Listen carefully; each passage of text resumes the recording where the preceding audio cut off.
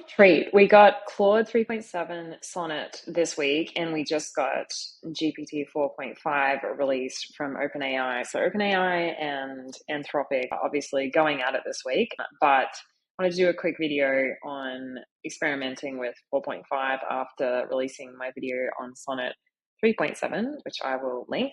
But basically what you're going to get from this video is Claude 3.7 is better, faster, and cheaper than GPT 4.5 for coding and business tasks. I have been experimenting with it this morning for usual prompts that I use with Sonnet 3.7 and even GPT 4.0, and it's just not performing nearly as well. And, you know, in terms of the actual immediate comparison, the subscription cost for GPT 4.5 is $200 a month, which is like $450 AUD in Australia, which is actually bananas because it's included in the Pro subscription, whereas you can get Claude 3.7 for $18 a month, or annual billing, otherwise $20 a month USD. So that's around $38.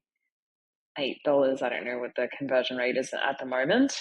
The API token pricing, not as relevant for professionals, but for those who are using the API, so that's like the back end of like direct to the model instead of using the immediate user interface, requires a little bit more setup, but it's quite easy to do, and you can use AI models to help you set up these like direct connections to the models. The pricing is just bananas.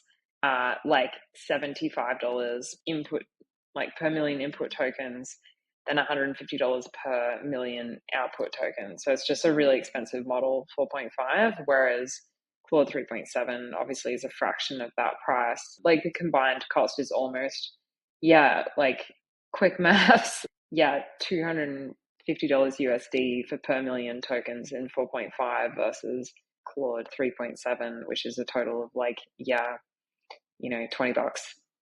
And I'll talk about tokens in a second, like what actually a million tokens gets you.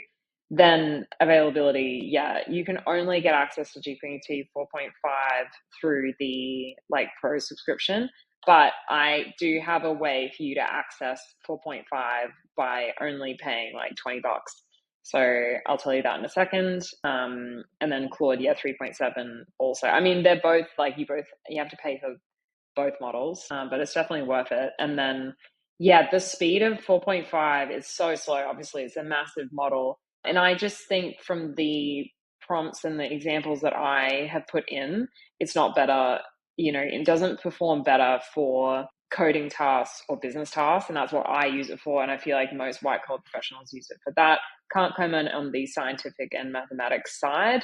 Potentially it performs really well for that. I know that I do have friends in the science realm who use O1 quite extensively, so it may again be more geared towards them. But in terms of white collar professionals, I just don't think it's worth the money. So this is how you can get access to 4.5 without paying, $481. So if you sign up to SimTheory.ai, I'll put links in the description, and you sign up to their premium account, which is around $30, you will be able to get access to all the models. And I'll play a video now of you can use like all the different models in this one AI workspace that I use. So if you do want to use GPT 4.5, even though I don't really rate it, you can do that without paying the $200 USD, which is like $450 AUD to get access to 4.5. So there's a platform called SimTheory.ai. It's essentially like an AI workspace.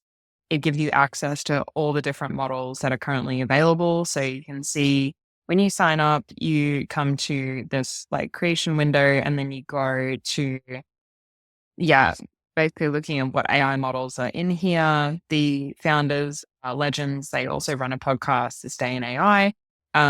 They will usually have all the models up to date. Like they added 4.5 as soon as it came out, essentially. So they've got Claude 3.7 Sonnet, which is my favorite model at the moment. Otherwise, it's got everything, the usual suspects, O1 mini, and then you can see here GPT 4.5 preview. I do apologize to all promoting this on a YouTube video because it is really expensive, and I'm sure they're probably copying cost to host this within their platform. So yeah, anyway, but paying for SimTheory.io is like way cheaper. I think it's like 20 something bucks a month versus having to pay $450 to get access to GPT 4.5 if you do want to experiment with it. And yeah, essentially just put in whatever prompt you are looking for. Um, so yeah, you can play around with it if you want to. Still think that Claude 3.7 is better, but SimTheory.ai enables you to be able to choose whatever model that you want to play with. So that's really cool. Okay, so why do tokens matter? So if you're using the API, so this is a direct way to interact with the model, which is used mainly by software developers. It's measured in tokens. So yeah, usually with the user interface, you might get a message at some point saying, you've hit your limit or threshold for the day. Whereas with tokens, it's just measured in a much more like per word basis versus kind of length of conversation.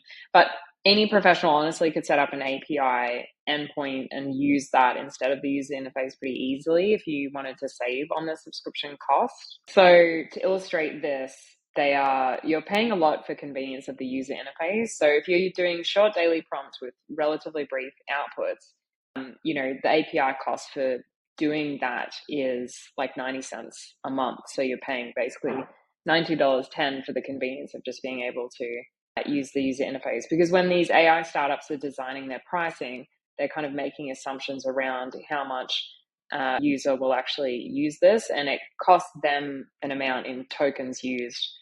So yeah, anyway.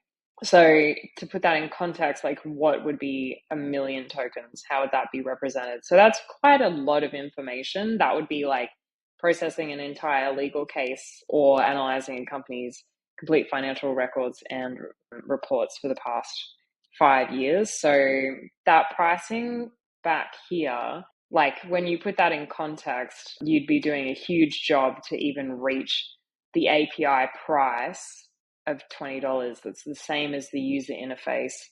So basically, if you're a high volume user, using the user interface can actually be like a break even ROI. But if you're using it like here and there, then yeah, you're paying for the convenience of using the user interface.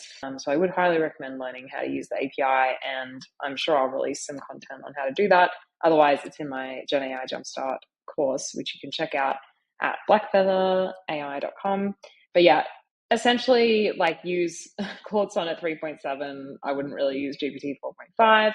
I don't think it's worth the money for the average consumer. It might be good for scientists and use cases. I know I have friends in the science realm who use O1 quite a bit, so this may be like leaning into that. But if you want to play with GPT 4.5 without having to commit literally almost $500 AD, use SimTheory.ai. It's an AI aggregator to play with GPT 4.5 for a fraction of the cost. Could be, like $30 instead of $500. And please subscribe. I know my audio is pretty crappy today, but I wasn't expecting GPT to be released, and I didn't bring my fancy audio gear today. So for this quick dump on 4.5 GPT, please subscribe, and I will give you more content as things come up.